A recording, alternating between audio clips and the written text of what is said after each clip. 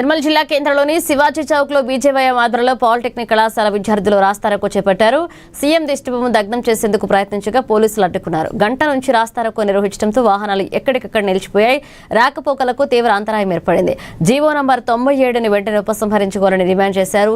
పేద విద్యార్థులు పాలిటెక్నిక్ విద్యపై ఆధారపడి విద్యను అభ్యసిస్తుంటే ఈ జీవో వల్ల విద్యార్థులకు ఫీజులు పెరిగే అవకాశం ఉందన్నారు. పాలిటెక్నిక్ తర్వాత తదుపరి ఉన్నత చదువులకు అవకాశాలు తగ్గిపోతాయని ఆందోళన వ్యక్తం చేశారు.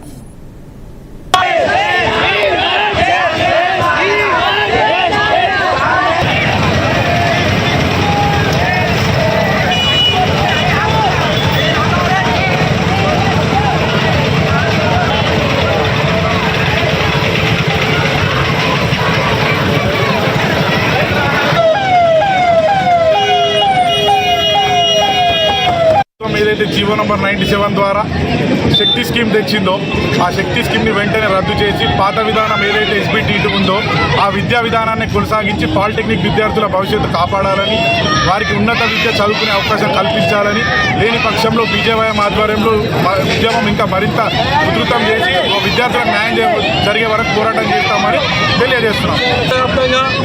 గత ప్రభుత్వాలు కావచ్చు, ప్రస్తుత ప్రభుత్వం కావచ్చు, విద్యార్థిని అగమ్య గోచరంగా చేసి వారి యొక్క భవిష్యత్తు అంధకారంలోకి తీసుకెళ్లే విధానాన్ని కొనసాగిస్తూ ఉన్నది.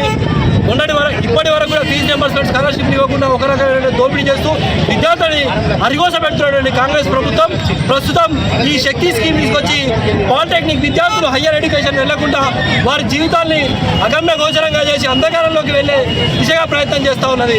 దీన్ని మానుకొని వెంటనే పాత విధానాన్ని కొనసాగించి పాలిటెక్నిక్ విద్యార్థులను కాపాడాల్సిన అవసరం రాష్ట్ర ప్రభుత్వం మీద ఉన్నది.